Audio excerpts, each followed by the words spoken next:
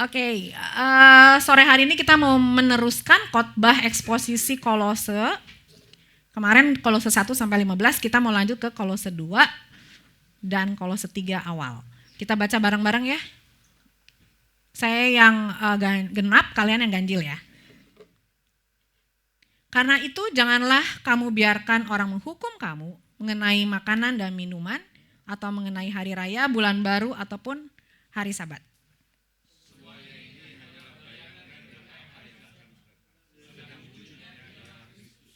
Janganlah kamu biarkan kemenanganmu digagalkan oleh orang yang pura-pura merendahkan diri dan beribadah kepada malaikat, serta berkanjang pada penglihatan-penglihatan dan tanpa alasan membesar-besarkan diri oleh pikirannya yang duniawi.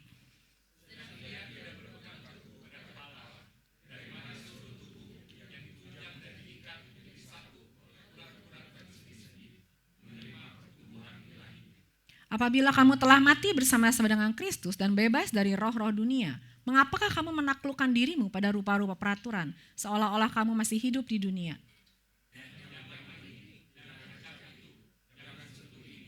Semuanya itu hanya mengenai barang yang binasa oleh pemakaian dan hanya menurut perintah-perintah dan ajaran-ajaran manusia.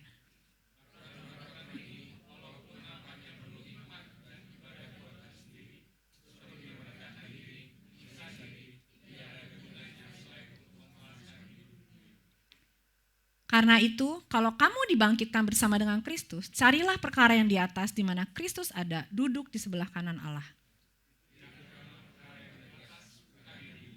Sebab kamu telah mati dan hidupmu tersembunyi bersama dengan Kristus di dalam Allah.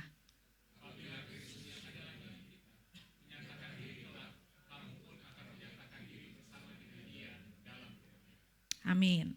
Saudara, surat Kolose ini ditulis oleh Paulus waktu Epafras datang ke dalam penjara waktu Paulus di sana.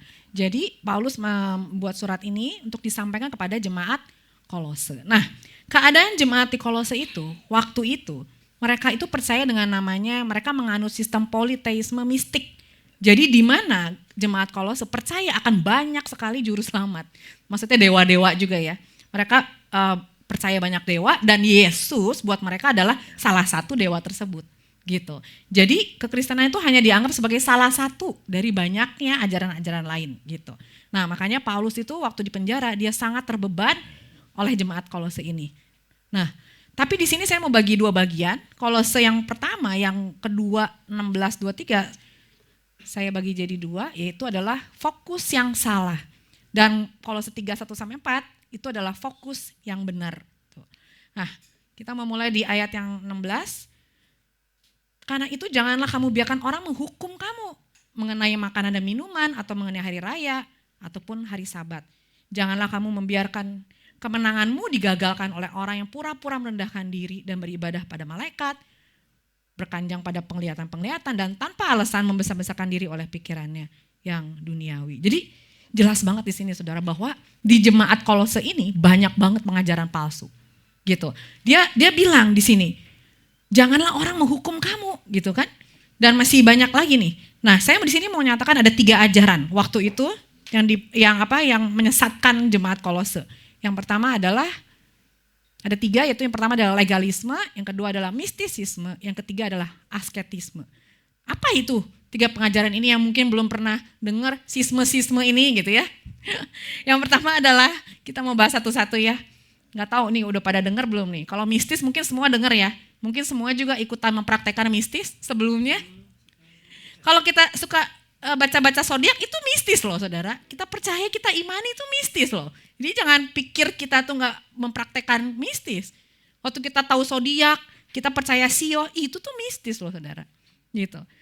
Kita bahas dulu yang pertama ya, yaitu legalisme. Apa itu legalisme?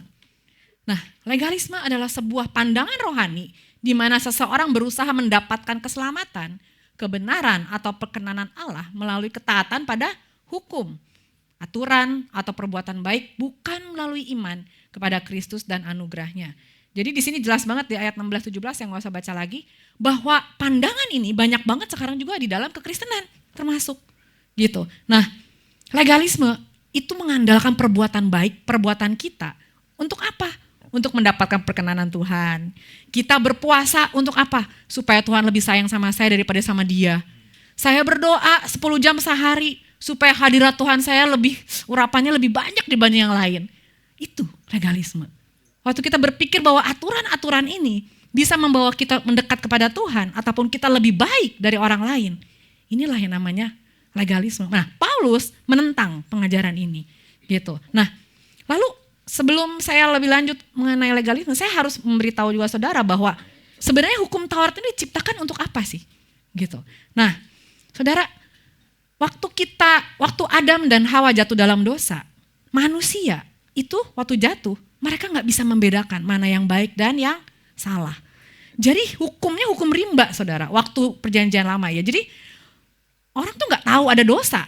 Makanya waktu dulu manusia bisa punya istri banyak atau suami banyak karena mereka nggak tahu kalau itu tuh dosa. Gitu. Sehingga hukum Taurat itu kenapa diadakan? Supaya kita sadar dosa.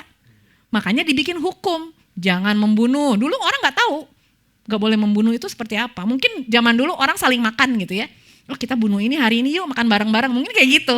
Karena mereka nggak tahu kalau itu salah. Mencuri, berbohong itu salah. Sehingga perlu ada hukum. Sehingga mereka waktu Tuhan memberi 10 perintah Allah itu menunjukkan bahwa kita manusia ini harus tahu bahwa kita tuh banyak melakukan dosa. Itulah artinya kenapa hukum Taurat diberikan. Nah, hari ini kita melihat hukum Taurat udah bukan begitu lagi, saudara. Nanti ya saya mau bahas di sini dulu. Jadi peran hukum itu, pertama itu apa? Hukum itu menunjukkan bahwa kita tuh berdosa, ada dosa di dalam kehidupan kita. Hukum membatasi semua kehidupan manusia. Jadi kita bisa tahu, oh ternyata berbohong tuh salah ya. Oh ternyata berzina itu salah ya, gitu. Oh ternyata membunuh itu salah, saya pikir membunuh itu boleh gitu. Nah itulah peran hukum. Yang kedua, hukum itu menunjukkan tentang kekudusan Allah. Jadi kenapa hukum diberikan? Supaya kita bisa melihat bahwa standar Allah yang harusnya kita hidupi itu sangat tinggi, saudara. Kita waktu membaca jangan ini, jangan itu, itu sebenarnya memperlihatkan bahwa Tuhan itu begitu tinggi dan begitu kudus. Sehingga kita itu gak bisa melakukan semuanya. Jadi semakin kita melihat hukum, seharusnya kita semakin tahu diri bahwa kita itu gak bisa ya ternyata melakukan semua perintah Allah. Karena untuk mencapai keselamatan, kita gak boleh melanggar satupun. Kalau kita mengerjakan 9 hukum tapi 1 dilewatkan, itu pun gagal, saudara. Jadi gak ada konsep amal ibadah tuh gak ada. Di dalam hukum 1 dilanggar, itu artinya kita berhak menerima murka Allah. Jadi ada gak manusia yang semuanya bisa jalani hukum Taurat? Gak ada, saudara. Maka itu hukum memperlihatkan pada kita tentang kegagalan dan ketidakmampuan kita. Jadi kalau kita melihat hukum dan kita membuat kita merasa gua udah lakuin semuanya, itu tandanya kamu belum melihat hukum Tuhan dengan benar. Gitu. Jadi inilah fungsi hukum. Jadi jangan salah lagi, gitu. Nah ini adalah hubungannya sama tadi ya aliran legalis itu. Nah di ayat 17 ditekankan itu hanyalah bayangan, aturan-aturan yang tadi itu tuh hanya bayangan. Sedang wujudnya adalah Kristus. Nah kita perlu tahu juga sifat bayangan itu apa. Apa sih maksudnya aturan ini tuh dibilangnya gambaran itu bayangan. Bayangan itu hanyalah penunjuk bukan wujud aslinya. Bayangan bersifat sementara dan bayangan tidak menyelamatkan. Makanya jangan fokus sama aturannya, jangan fokus sama ibadah yang melihat penglihatan, berkajang pada ibadah malaikat, berkajang pada penglihatan. Maka kita harus fokus kepada sumbernya siapa, gitu. Jadi ritual atau aturan dalam perjanjian lama dimaksudkan untuk mempersiapkan umat mengenal karya keselamatan yang akan digenapi dalam Kristus. Jadi ketika Kristus datang, wujudnya sudah hadir. Sehingga bayangan itu tidak lagi menjadi pusat. Itu jadinya. Jadi kita jangan sampai salah melihat hukum Taurat, saudara. Nah, legalisme ini menganut sistem ini. Mereka begitu taat hukum, tapi mereka nggak tahu apa arti peran hukum itu sendiri. Di satu sisi mereka bikin aturan, tapi satu sisi mereka pun melanggar itu. Inilah orang-orang legalis yang selalu melihat orang berdasarkan perbuatan. Padahal keselamatan bukan karena perbuatan baik, tapi hanya melalui iman kepada Kristus. Gitu. Nah inilah legalis dan ini banyak banget ada di gereja. Sehingga yang mereka peduliin, jangan pakai ini, bajunya harus gini. Mereka lebih mengutamakan luar daripada dalam. Padahal dosa jauh lebih dalam daripada sekedar perbuatan di luar atau modifikasi perilaku. Gitu. Nah, inilah legalisme. Yang kedua, aliran yang sesat kedua adalah mistisisme. Pencarian pengalaman rohani atau hubungan langsung dengan Allah melalui cara-cara yang tidak sesuai dengan kebenaran firman Tuhan.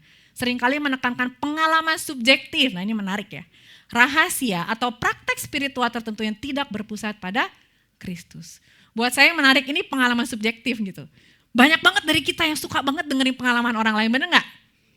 10 cara menjadi kaya gitu ya. Atau 7 tanda orang diberkati. Wah, terus kita saling menghakimi. Gue udah 5, lu belum ya, gitu kan? Kita kan senangnya denger-dengerin yang kayak gini nih. Yang senang, wah orang itu gimana ya, kok bisa sekarang kekayaannya 100 kali ganda gitu ya. Jadi kita senang tuh dengerin. Dan kita pakai patternnya mereka ke dalam hidup kita. Dan waktu kita praktekin itu, kok gak kaya-kaya? Iya kan? Akhirnya kita apa? Frustrasi. Saya pernah di titik ini saudara. Yang waktu saya percaya itu, terus dia bilang gini, tabur yang kamu punya semuanya. Waduh, ada berapa sama suami saya kan? Tabur. Kok gak kaya-kaya malah bangkrut?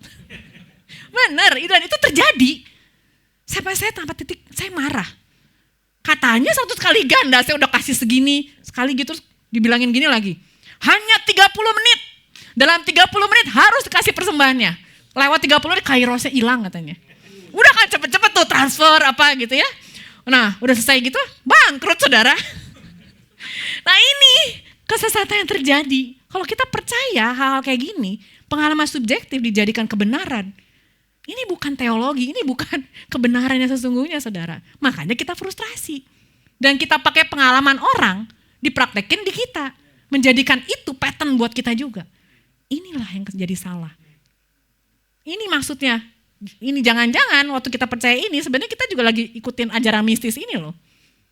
Percaya hal-hal yang pengalaman subjektif, yang aneh-aneh gitu ya. Gitu. Jadi Paulus sangat menentang ajaran ini. Gitu. Nah, termasuk banyak lagi nanti. Mungkin dulu saya juga praktekin hal-hal yang seperti itu saudara. Jadi banyak cerita lucu lah. Nah, yang ketiga adalah asketisme. Apa itu asketisme? Ini adalah gaya hidup yang berusaha mencapai kekudusan atau keselamatan, tetapi melalui pantangan ekstrim, pengendalian diri berlebihan, atau penyangkalan terhadap kenikmatan dunia, namun tanpa dasar yang benar di dalam Kristus. Jadi jangan sentuh ini, jangan sentuh itu. Dan mereka pikir dengan mereka melakukan itu, mereka tambah kudus. Asketisme itu apa sih? Seperti orang menjauhkan diri dari hingar-bingar dunia. Ini kan ekstrim lagi. Ada orang yang legalis, ada orang mistis yang asketisme. Karena mereka takut berdosa, mereka menjauhkan diri dari hingar-bingar dunia. Ke Tibet, ke ujung dunia, atau naik gunung supaya saya gak berdosa. Dan mereka pikir dengan mereka menghindar dari dunia, mereka pikir mereka makin kudus dan makin berkenan. Jadi kayak meditasi. Itu sebenarnya salah satu bentuk. Salah gak sih sebenarnya meditasi? Enggak, bukannya berarti udah semua salah, bukan. Tapi gini, apa motivasi kamu? Kalau kamu cuma menghindar dari dosa, di dalam kita meditasi pun kita mikir jorok, bisa gak sih saudara? Bisa mikir negatif gak sih saudara? Bisa. Jadi gak ada yang tahu loh kamu mikir apa waktu kamu meditasi. Mikir mau makan apa nanti, bisa kan? Orang cuma lihat luarnya aja, wih keren tuh dia meditasi 2 jam, padahal di otaknya gak tahu apa aja yang terjadi di dalam situ. Orang cuma memakai kata-kata itu aja, kelihatannya suci banget gitu. Nah ini asketisme gitu. Jadi dengan mereka menjauhi dunia, mereka makin merasa makin kudus. Gak kayak dia tuh baru dari clubbing atau mungkin dari mana gitu ya. Dan mereka pikir mereka lebih baik dari orang-orang itu semua. Inilah asketisme saudara. Gitu ya. Nah 3 ajaran ini tidak merasa Yesus cukup untuk keselamatan mereka. Karena mereka masih membutuhkan usaha-usaha lain, di mana usaha-usaha ini memperlihatkan mereka agar tampak lebih rohani. Gitu. Nah saudara, aturan-aturan tidak memiliki kuasa untuk mengubah hati atau menundukkan hawa nafsu. Kalaupun berubah, itu hanya memodifikasi perilaku kita. Bukan apa yang keluar dari hati. Kita bisa terlihat baik, Tapi di dalamnya gue benci banget sama orang itu. Betul gak sih? Makanya kadang-kadang kita suka tertuduh kan. Gila sih, gue sih sebenarnya benci banget sama orang itu. Tapi kok gue berasa munafik. Sering gak sih? Kita kayak gitu ke orang. Gitu kan? Sebenarnya sebel tapi harus terlihat. Karena saya gembala harus lihat baik di depan orang. Kan gitu. Padahal di hati gitu ya. Nah ini.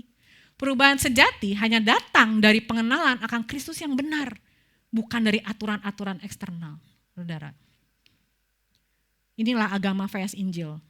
Kalau agama, apa yang dapat kita lakukan untuk mendapatkan keselamatan? Sedangkan Injil berkata apa?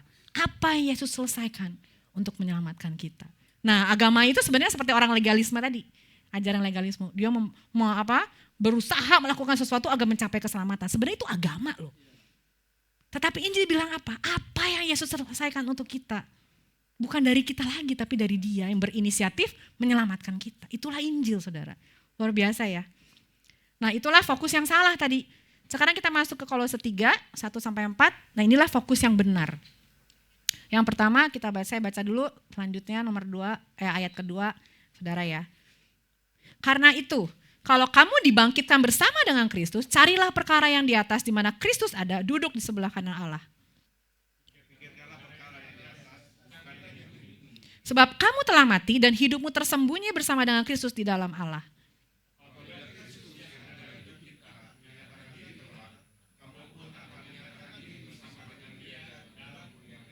Nah, surat Kolose 3 ini, kata pertamanya itu adalah karena itu. Dia dimulai dengan karena itu. Kok lucu ya? Kalau kita baru bikin surat kan biasanya dengan hormat biasanya gitu ya. Atau gini, statementnya apa gitu kan. Kalau ini kok tiba-tiba karena itu.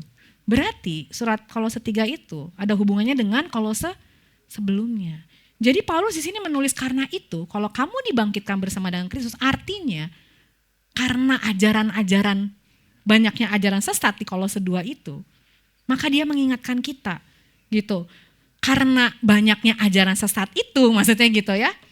Jadi kita itu harus tahu dulu, mengerti yang benar itu seperti apa, baru kita bisa tahu, oh ini yang sesat. Betul gak saudara? Kalau kita gak tahu yang benar, gimana kita tahu yang sesat? Makanya pengenalan akan firman Tuhan itu jauh lebih penting daripada pengalaman-pengalaman pribadi gitu. Nah, dunia ini sering mengajarkan gini, yang diulang-ulang dianggap wajar, saudara. Dan apa yang dianggap wajar itu yang benar. Contoh, follow your heart. Banyak banget di medsos, tiap pagi kita dengar follow your heart apa gitu ya. Terus waktu kita lagi kesel sama orang, kita baca tuh medsosnya, follow your heart.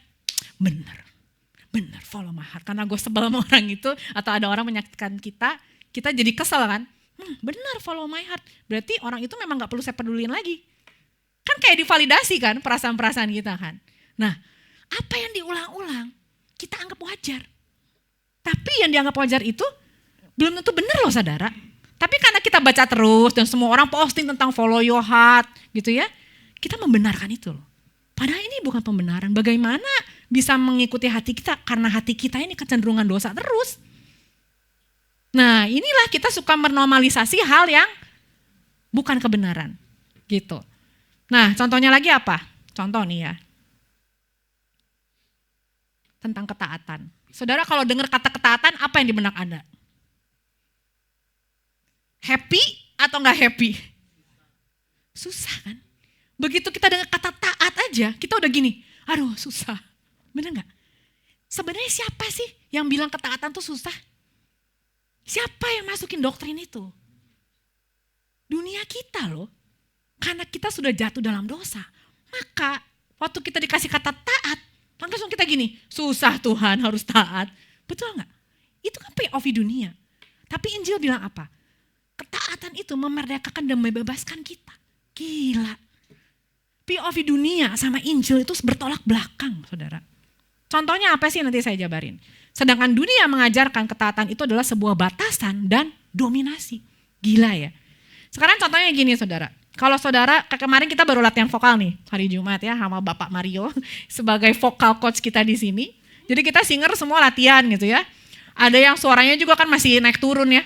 Pitch controlnya gak terkontrol gitu. Jadi kita mulai dari do, re, mi, fa, sol, la, si, do gitu ya. Jadi ada yang suka-suka gitu ya, ada yang salah, ulang lagi, salah, ulang lagi. Sebenarnya dengan kita dikasih batasan menyanyi, Itu sebenarnya bentuk ketaatan loh saudara. Bisa bayangin gak kalau hidup ini tanpa ketaatan? Hancur semua, lagu ya hancur, main musik ya hancur. Betul gak sih saudara? Even kita pakai baju aja, kalau kita nggak ada batasan, mungkin bawa pakai celana atas kosong gitu kan ya, atau sebaliknya.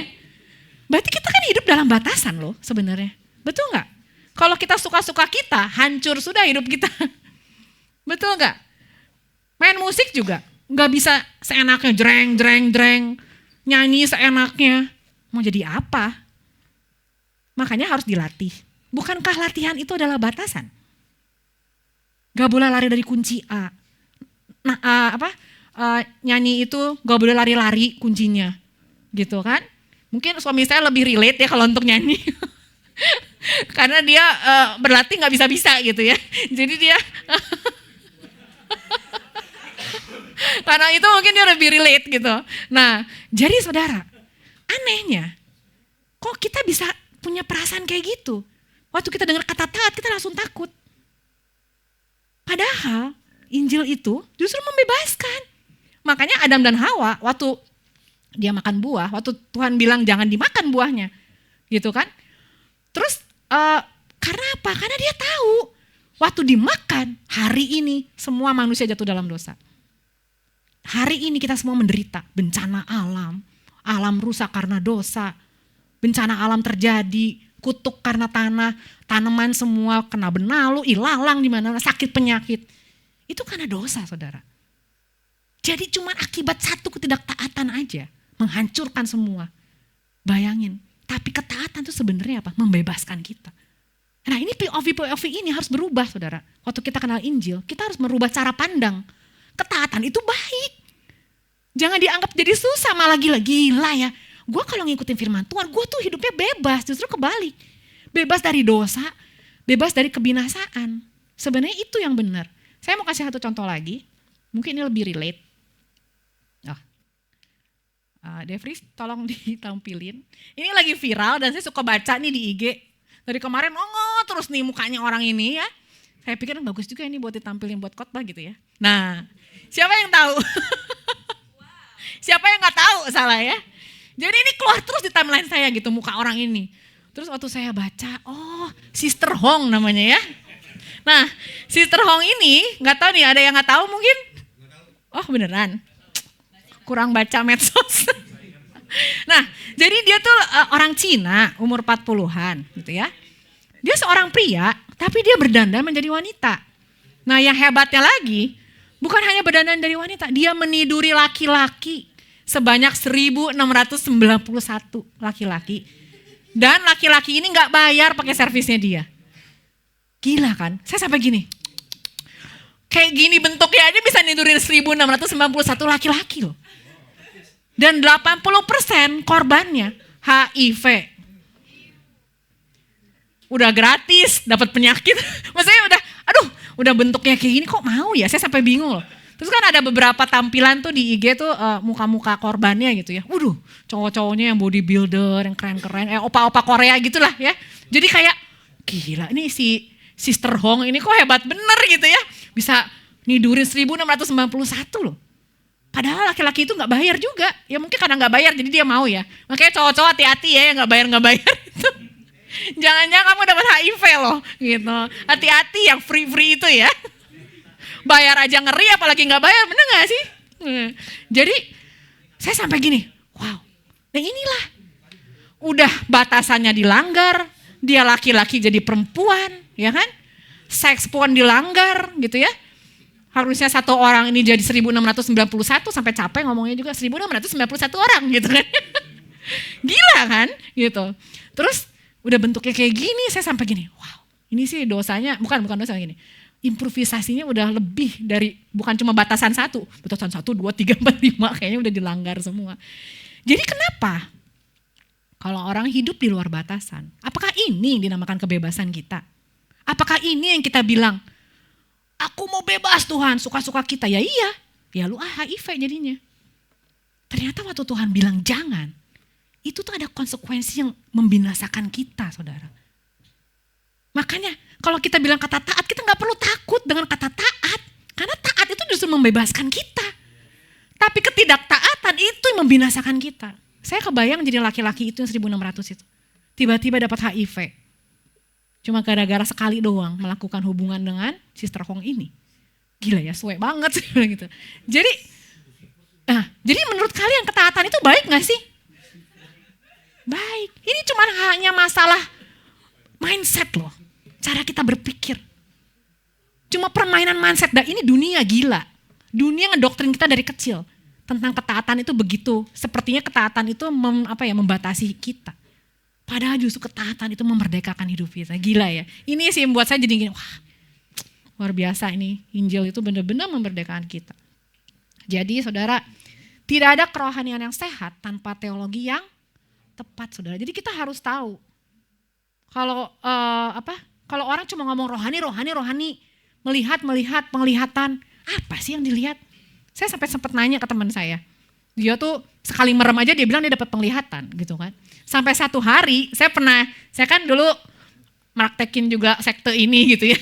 Jadi ada satu teman saya setiap merem dia pasti lihat gitu. Jadi setelah selesai ibadah saya suka tanya ke dia. Cewek kan, Cici lihat apa sih? Kok saya minta puluhan tahun jadi Kristen minta penglihatan gak pernah dikasih sama Tuhan. Kalau dia cuma merem doang dapat gitu. Terus saya tanya. Jadi kita itu dulu pernah masuk satu movement di mana ada dia. Terus kita tuh suka doa bareng. Nah leadernya suka nyuruh orang ini untuk dapat penglihatan apa nih hari ini gitu. Jadi si teman saya itu kayak master penglihatan gitu ya. Nah saya tuh suka bingung, kenapa kok gue gak dapet, kayaknya gue kurang kudus, gue kurang berkenan, jadi gue gak dapet, gue pikir gitu kan. Nah udah selesai itu saya tanya, kenapa kok bisa dapet? Terus dia ngomong gini dengan jujurnya, sebenarnya sih aku gak lihat apa-apa.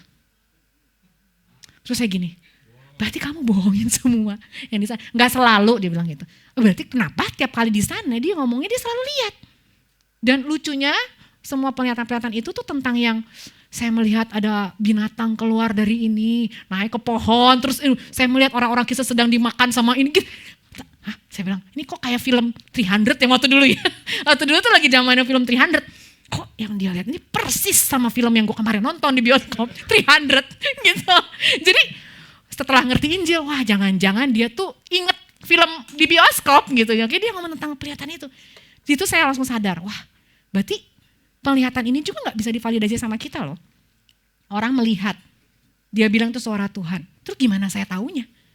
Itu dari Tuhan. Gak bisa divalidasi. Gitu. Saya bukan anti penglihatan, mungkin ada orang yang diberikan karunia itu 1-2 orang, tapi untuk pekerjaan Injil gitu. Tapi gak semua kayak begitu. Dan itu gak bisa diatur sama kita. Masa tiap merem dilihat? Itu namanya kita yang setting. Karena penglihatan itu saya percaya, karunia itu bukan untuk kita yang atur Tuhan. Tapi waktu Tuhan mau kasih gak usah lagi doa. Betul gak sih? Gitu. Jadi itulah, kalau kerohanian yang sehat itu dibilang seperti itu, wah kita tersesat jauh. Makanya kita lebih perlu teologi yang tepat.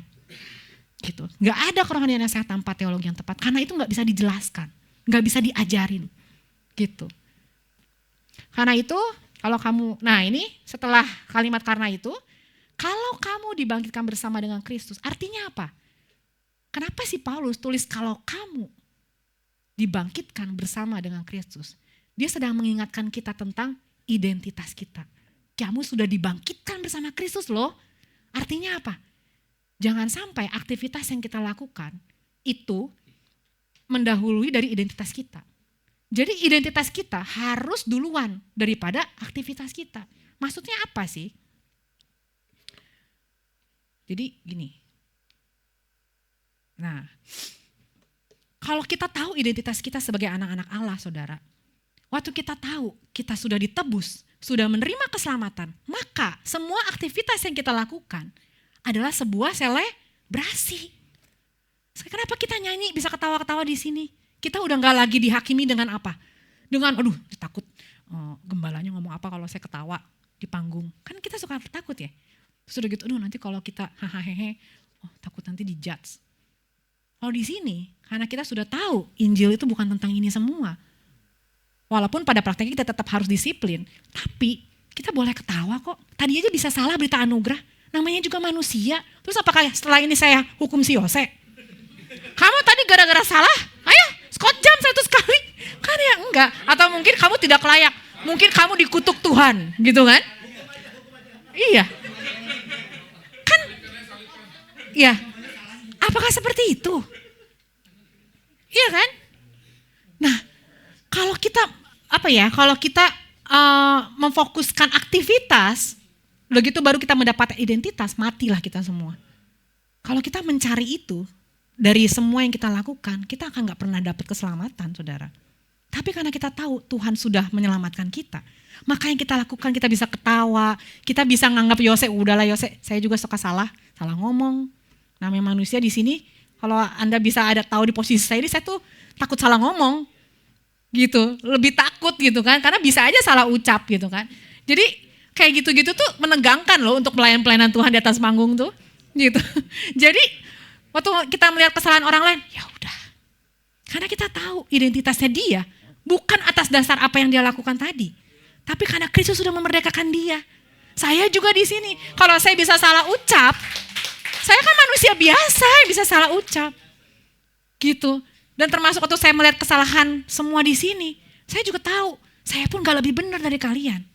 Itu yang memerdekakan kita, saudara. Tapi bisa bayangkan kan, kalau misalkan semua aktivitas itu kita lakukan, baru kita mendapatkan identitas, wah makanya banyak orang frustrasi, saudara. Kita pengen cepet-cepet datang lebih awal, supaya apa? Supaya pendetanya bilang saya jemaat paling keren, paling suci. Bayangkan mendapat identitas atas dasar performa kamu. Tapi itu yang terjadi di gereja-gereja. Sedangkan Injil gak bicara tentang ini semua. Justru malah Paulus mengingatkan, ingat identitas kamu sudah dibangkitkan bersama dengan Kristus. Berarti kamu harus tahu kamu siapa dulu di hadapan Tuhan. Baru kita selebrasi. Waktu kita melayani, udah lagi bukan tuntutan orang. Tapi karena kita berbahagia, yang tadi kayak lagu tadi.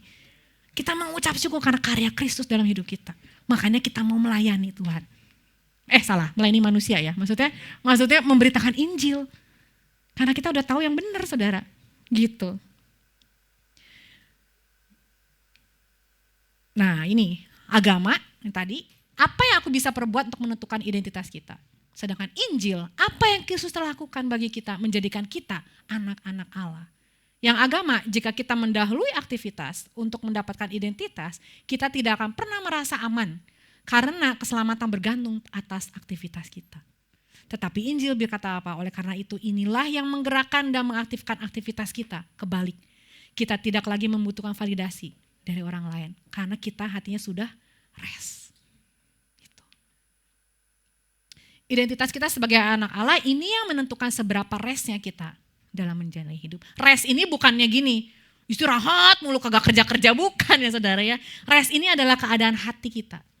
Waktu kita tahu kita sudah jadi anak-anak Allah, hatinya rest. Udah gak usah pusing sama apa kata orang. Kita harus terlihat terlalu baik, harus terlalu sempurna. Kalau kita tahu teologi yang benar, kita tuh akan rest. Karena kita tahu bahwa kita tuh sedang diperbaharui hari demi hari. Demikian waktu kita melihat orang lain, dosa orang lain yang mungkin berbeda dari kita. Kita akan merasa gini, aku juga gak lebih benar dari dia. Itu yang seharusnya. Nah, lalu ada kata carilah perkara di atas di mana Kristus ada. Nah, dalam bahasa Yunani itu, saya pakai bahasa Indonesia aja ya, nggak tahu. Pastor Hatta ini bacanya apa bahasa Yunaninya? Pastor Hatta itu harusnya apa? ZT apa? ZT. Tuh, itu ya kalau saya kan bacanya ZTIT gitu kan, jelek banget kan. Nah, dalam artian ASB-nya itulah keep seeking gitu. Nah, keep seeking ini kan berarti keep seeking. Terus cari gitu. Terus cari itu bukan tentang usaha loh saudara. Tapi ini bicara tentang, dalam bahasa Inggrisnya, terjemahan NIV, set your hearts on. Berarti ini masalah orientasi hati saudara. Biarin terus hati kamu terus diperbaharui, maksudnya gitu. Nah, tapi perbaharui atas apa? Gitu kan? Ya atas perkara-perkara di atas di mana Kristus ada, duduk di sebelah kanan Allah. Artinya apa? Artinya biar hati kita ingat persandaran kita pada kekuasaan dan kesempurnaan karya Kristus, saudara. Jadi waktu kita melihat segala sesuatu, POV kita atas dasar apa yang Kristus sudah lakukan. Dan waktu kita melihat bahwa segala hal, plan-plan kita gak terjadi, kita ingat Bersandar pada kekuasaan artinya Yesus Tuhan itu mengontrol segala sesuatu sehingga kita bisa tenang. Jadi implikasinya apa buat hidup kita? Waktu kita menaruh kepercayaan kita kepada apa yang kita sudah lakukan, hati kita akan tenang. Gitu. Karena kita tahu meskipun rencana kita banyak yang gagal, kita gak frustrasi. Karena dia mengontrol segala sesuatu.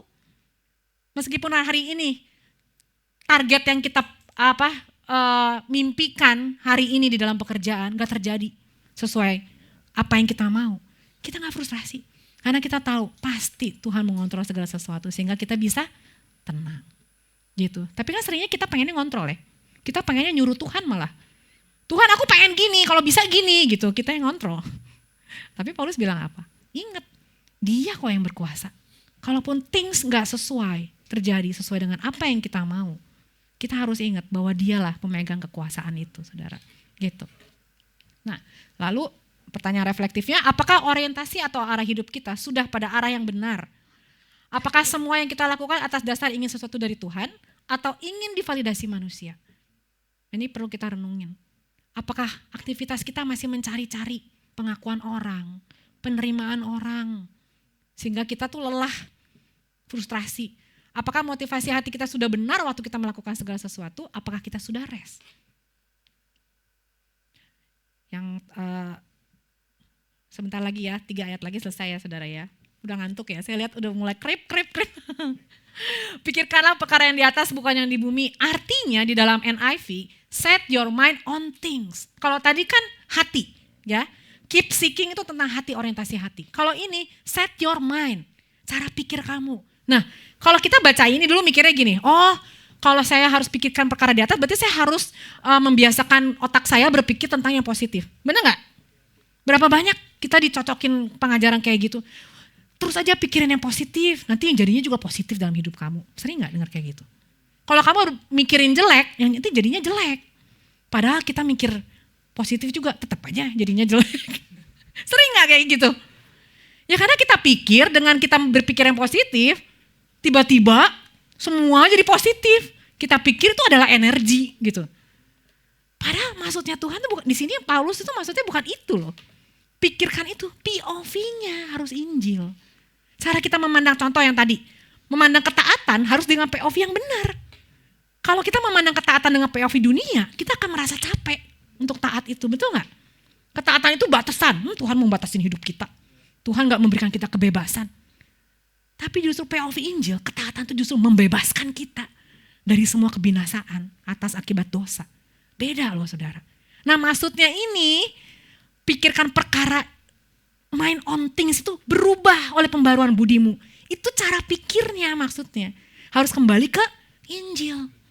Bukan suka-suka lu ikutin dunia. Gitu. Itu maksudnya dengan dibilang pikirkanlah perkara. Bukannya kayak menghipnotis diri, pikirkan positif gitu. Bukan kayak gitu saudara. Gitu. Nah bukan yang di bumi artinya jangan menaruh kepercayaan kepada hal-hal ya kayak sekarang lah kita lagi tren. Korea gitu ya. Lagi tren cewek-cewek jawlannya kecil gitu ya. Jadi banyak nih cewek-cewek lagi pergi ke Korea potong jawline gitu ya. Supaya mukanya kecil. Padahal waktu zaman saya remaja berahang kayak Cindy Crawford itu keren ya. Angelina Jolie berahang itu keren loh. Tapi sekarang beda lagi gayanya. Sekarang muka yang oval-oval kecil gitu bagus. Jadi dipotong sana potong sini. Kalau kita ngikutin terus dunia saudara. Dari alis ngeblok hitam sampai alis natural bisa gila kita. Bisa bayangin nggak kalau alis kita udah permanen selamanya gitu ya. Terus tiba-tiba hari ini sekarang lagi musim nggak ada alis, matilah itu semua yang permanen selamanya. Betul nggak sih? Kalau kita ngikutin budaya kayak gitu terus, yang ngikutin terus pergantian zaman, habislah muka ini kita cewek-cewek ya. Tato sana, tato sini, hilang sana, hilang sini, wah bisa gila juga. Nah ini yang maksudnya Paulus. Jadi jangan ngikutin apa yang dunia ajarin. Gitu makanya taruhlah identitas kamu di atas anak-anak Allah itu, identitas sebagai anak itu. Jangan jadi identitas anak yatim yang gak tahu apa-apa, gak tahu aku punya siapa gitu. Ya. Ini. Nah kalau 2 ayat 20-22, nah ini sudahlah, saya lewatin aja. Nah ini yang ketiga ya. Sebab kamu telah mati dan hidupmu tersembunyi bersama dengan Kristus di dalam Allah. Apabila Kristus yang adalah hidup kita menyatakan diri kelak, kamu pun akan menyatakan diri bersama dengan Dia dalam kemuliaan. Artinya apa? Nah, kenapa kita perlu memikirkan perkara di atas? Karena kemuliaan kita itu bersifat pasti, saudara. Nah, di sini ada kata tersembunyi, ini yang menarik nih. Tersembunyi itu artinya apa? Nah, di Kolose 3 ayat 3 tadi, itu sama kata aslinya dengan Kolose 1 ayat 26. Gitu. Nah, di Kolose 1:26 lebih jelas, yaitu rahasia yang tersembunyi dari abad ke abad dan dari turunan ke turunan, tetapi yang sekarang dinyatakan kepada orang-orang kudusnya. Apa itu? Itu adalah Kristus. Nah, hari ini dibilang, kenapa sih Paulus bilang tersembunyi? Tersembunyi itu bukan yang gak ada loh, saudara. Tersembunyi itu ada, cuman tidak diungkapkan ke semua orang. Itu maksudnya. Jadi kata tersembunyi dan dinyatakan dalam Kolose 1, bahasa Yunaninya adalah sama dengan tersembunyi di dalam Kolose 3 ayat 3. Dan tersembunyi artinya kepastian dan aman. Nah, ini masalah POV lagi, saudara. Kalau kita berpikir tersembunyi itu gak ada, salah. Tersembunyi itu bukan gak ada loh, tapi gak kelihatan. Maksudnya apa? Maksudnya gini loh, orang percaya itu sama orang yang gak percaya, keadaannya mungkin sekarang sama. Sama-sama bisa kena COVID, betul gak? Sama-sama bisa sakit, sama-sama menderita kok. Di dunia ini hidupnya sama-sama harus kerja. Bukannya orang Kristen sekarang jadi gak kerja, enggak kan? Tetap sama-sama kerja. Nah, tersembunyi itu adalah orang-orang pilihan itu mendapatkan kepastian kemuliaan di dalam Kristus. Maksudnya itu. Jadi tersembunyi itu bukan gak ada, saudara. Tapi belum kelihatan buat orang-orang lain. Tidak kelihatan, tapi tersembunyi artinya rahasia itu sudah disingkapkan kepada orang-orang pilihannya. Itu arti, dan itu sifatnya pasti, saudara. Itu. Jadi Kolose 2 tadi bicara tentang hukum dan aturan. Sekarang kita mau ngomong tentang kabar baiknya. Apa sih kabar baik Injilnya? Di dalam Galatia 4:4-6, tetapi setelah genap waktunya, maka Allah mengutus anaknya yang lahir dari seorang perempuan dan takluk kepada hukum Taurat. Ia diutus untuk menebus mereka yang takluk kepada hukum Taurat, supaya kita diterima menjadi anak. Dan karena kamu adalah anak, maka Allah telah menyuruh roh anaknya dalam hati kita, yang berseru, ya Aba, ya Bapa. Jadi hukum Taurat adalah penuntun bagi kita sampai Kristus datang. Nah, sampai Kristus datang, supaya kita dibenarkan karena iman. Sekarang iman itu telah datang. Karena itu kita tidak lagi berada di bawah pengawasan penuntun yang bayangan tadi. Sebab kamu semua adalah anak-anak Allah karena iman di dalam Yesus Kristus. Wow, Dia menggantikan semua apa yang gak bisa kita bayar, saudara. Dia menggantikan semua hukum yang kita gak bisa kerjakan. Dan Dia menggenapkan semua hukum Taurat. Supaya apa? Supaya kita bisa bebas dari segala tekanan dan aturan hukum yang seharusnya kita jalankan, saudara. Injil bukan tentang menaati hukum agar Tuhan menerima kita. Tetapi Injil adalah tentang Tuhan yang menerima kita. Karena Kristus telah menaati hukum itu bagi kita, saudara. Yesus hidup sempurna di dalam hukum. Tapi ironisnya, Yesus mati di bawah kutuk hukum. Yesus menghidupi ketaatan yang seharusnya kita hidupi. Namun disalib, Yesus menukar semua. Yesus membayar lunas semua hutang dosa atas ketidaktaatan kita dengan kematiannya. Agar kita tidak lagi menerima hukuman, saudara. What a good news. Bagi kita semua yang gak bisa, kita tahu hidup kita ini semua kacau, saudara. Even kemauan hati kita, motivasi hati kita sering salah kok. Kita sering pengen menerima pengakuan dari orang lain. Kita sering mencari identitas kita di luar Kristus. Kita gak percaya kalau Kristus cukup. Makanya surat Paulus ini, dia sangat konsen di Kolose pertama. Tentang apa? Tentang keutamaan Kristus. Even dia di penjara loh, dia bagiin ini. Kita baru kesentil apa dikit udah nangis. Kena masalah dikit apa udah mewek. Overthinking itu kan tiap you care ya, saya dengerin. Saya overthinking gak bisa tidur apa. Padahal cuma masalah diputusin cowok, putusin cewek gitu ya. Saya gak bisa tidur, gitu ya, tolong gitu ya. Baru putus, cari lagi lah, ya gak sih? Susah amat gitu ya, overthinking. Lah ini Paulus di penjara karena pemberitaan Injil. Tapi dia masih ngomongin orang loh. masih ngasih surat, masih menghibur orang lain, dia gak mikirin dirinya. Kenapa surat dia gak tulis gini?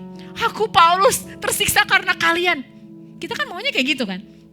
Aku diputusin, tolong doain. Hidih, manja amat gitu kan ya. Gitu. Doa sendiri gitu kan, cari pacar gak nanya gua, kok pas putus nanya gua, minta doain pula gitu kan.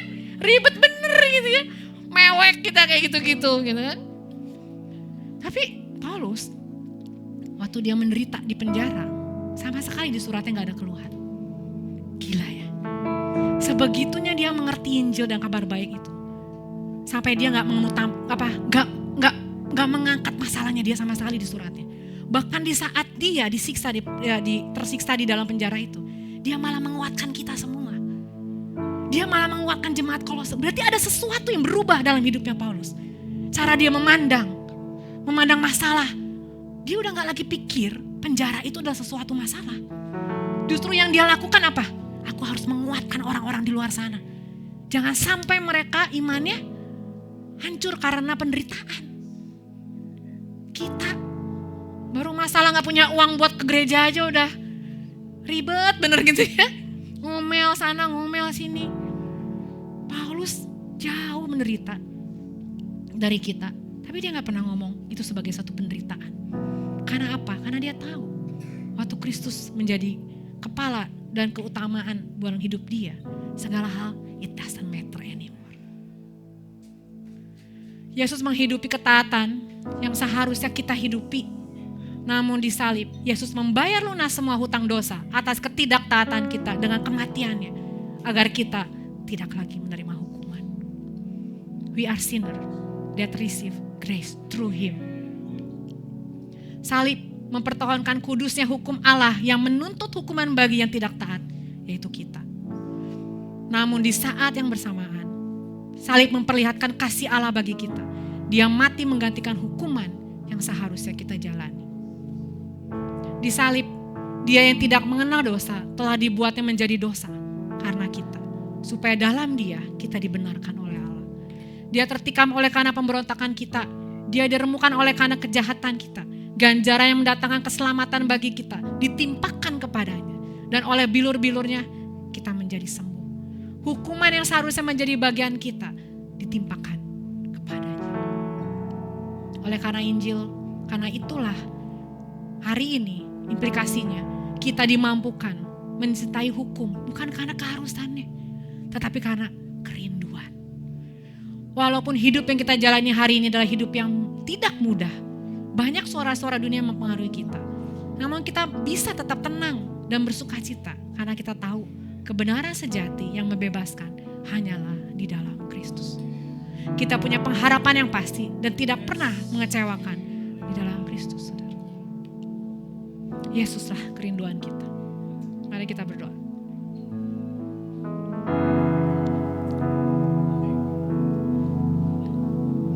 Bapa, kami mengucap syukur atas karya-Mu yang sempurna, yang menghapus hutang dosa yang seharusnya kami tanggung. Ampuni kami yang sering melupakan-Mu, sering terbawa dalam cara pikir dunia, yang menyesatkan dan menyukai apa yang dunia tawarkan. Bahkan kami sering menukar itu Tuhan, demi diterima orang lain, demi diakui dan diterima oleh sekelompok orang tertentu. Kami mengabaikan Injil, kami mengabaikan berita-berita yang justru harusnya membebaskan kami. Ajar kami dan ingatkan kami Tuhan, bahwa kecukupan dan kepuasan sejati kami hanya di dalam Engkau. Biarlah kami semakin mengenal dan memahami betapa dalam, lebar dan tingginya kasih-Mu bagi kami. Sehingga perubahan-perubahan terjadi dalam hati kami hanya atas dasar apa yang sudah Kau lakukan bagi kami.